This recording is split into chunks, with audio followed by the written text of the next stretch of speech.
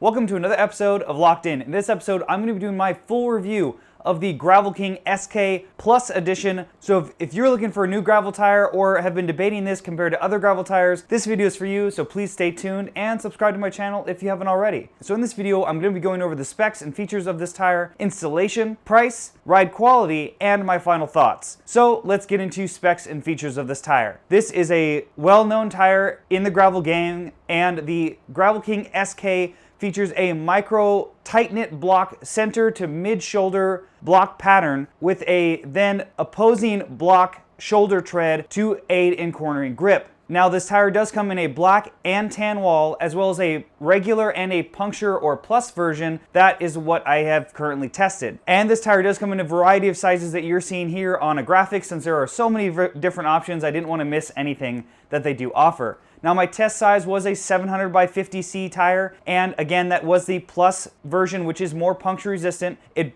also does aid in tire wear, so if you have heard other reviews or are worried about these tires potentially wearing out a little too quickly for your liking, for the extra few bucks to go with the puncture resistant casing, you're increasing the durability of the tire as well as the longevity of the tire itself. As far as weight goes, obviously that's going to vary drastically depending on the tire that you get. In the 700 by 50C size, it is rated at 640 grams, and the non-puncture resistant version is 570 grams. So not a huge weight penalty for a more puncture resistant and longer lasting tire, but for you who are trying to lighten up your gravel bike, obviously the non-puncture resistant casing is going to save you quite a bit when you factor that weight differential over both tires. Now let's get into installation. Now, for my previous Panaracer videos, I've installed Panaracer tires many of times on my channel and have had no issues. Now I don't know why these specific set were a little bit more difficult. The puncture resistant casing is physically a little firmer than the non-puncture resistant, so I wasn't actually able to get this tire to seat initially like I normally do, even with my compressor. So I had to use the trick of putting an inner tube in there to seat the tire, pull it out of one side, then mount the tire, put sealant in, and blow it up. Now it took me a little bit longer than usual, so I only have footage of the start of this process, and I didn't actually finish it because I actually was doing it throughout the night. And so that's just something with this big tire casing in this puncture resistant version. You may have that,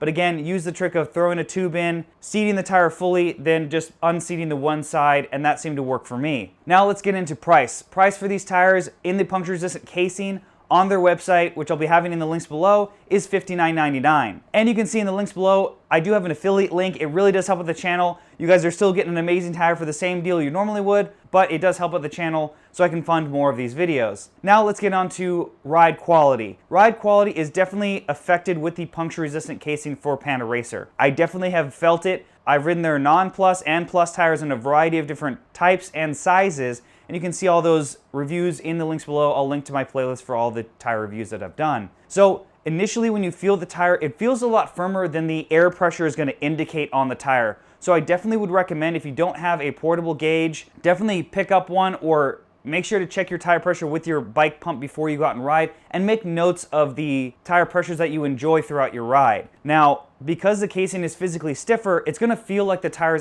is slightly set at a higher PSI than you would initially think. So that is something that you don't want to go obviously too low and potentially burp the tire or have it DB'd. Now that never did happen. Ride quality for me, at my 185 pounds that I currently am sitting at, I really liked these tires around the low 30 PSI mark, even dipping below 30 if it was a really chunky section. So my preferred ratio for these tires, in a ideal scenario or more of a mixed condition dirt scenario where I wasn't riding a lot of road or a lot of chunky stuff, I would typically set the front tire to about 31 to 33 PSI and the rear tire between 33 and 35 PSI. So that gave me a good amount of traction on the loose stuff, but kept the tire nice and firm so that when I was climbing or on the flats, it didn't feel like it was bobbing around underneath me. If it was chunkier than that, I would drop all those numbers by about 2 to 3 PSI. And I had no issues with the tire debeating or burping on me in the hundreds of miles that I've ridden these tires. As far as cornering goes, these are going to have, again, a opposing block style section shoulder, which is supposed to basically paddle you up to center you up.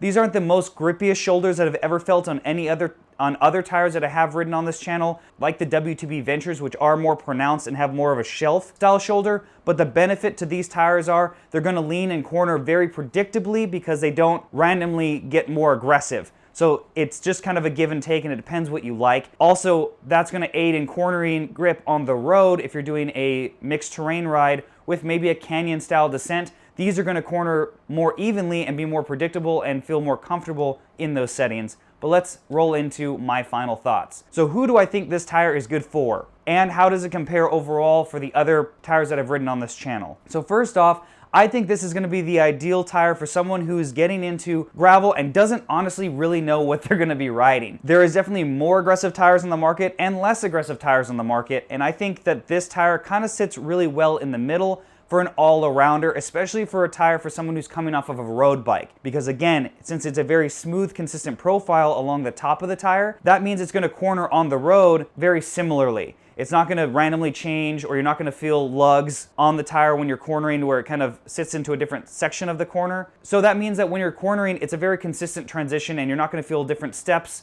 or a deformation, or maybe you're stepping onto a different style of lug on the tire. It's very consistent. So this is a great tire for someone, again, who's going to be riding a lot of both. A lot of road and a lot of dirt. Now, as far as the cornering and grip confidence on dirt, on center, it is pretty good. It's obviously not the best since it's not a really aggressive tire, but it grips pretty well, and I was surprised that I couldn't get it to break traction on some really steep descents or ascents as easily as I thought I could, just based on the style and how the tire bed looked. As far as cornering goes, they did hook a lot better than, again, expected. Now, in really loose sand or soft stuff, they did want to kind of give away, but most tires will, no matter what, depending on how soft or silty it is. But I don't want to fault the tire, but it isn't the best cornering tire in this segment that I would say, compared to, again, a W2B Venture, which will bite harder, but will not be as good on the road.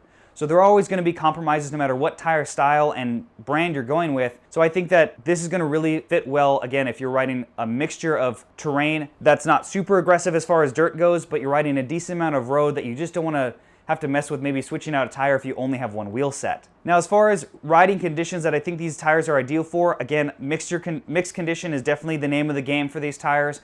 If you're riding about 70% dirt on most of your rides, and even less, because again, the road characteristics for these tires are pretty good and they don't feel really slow like a lot of other tires do. They definitely feel pretty fast on the road, especially compared to, again, the Venture, because I think that's a tire that it's directly competing with. It does roll a lot easier and a lot faster than that tire does. As far as grip goes, it handles slick rock, dirt, I'd say small to mild gravel. The really chunky big stuff, again, a more aggressive tire tread is going to kind of bite and hold and grip better on those scenarios than these will. And then for road segments, like I said, again, they do roll really, really well, and you're not going to feel a massive drag difference like you might with some other gravel tires on the market. So if you have any questions about these tires, put them in the comments below. I check them every single day. This is my full-time job after all. And if you want to support the channel, please do turn notifications on, subscribe if you haven't already, as well as I do have links to my Facebook, Instagram, Spreadshirt, and Pateron. All those things do really help out the channel and help me grow this so I can put out more cycling content every single week.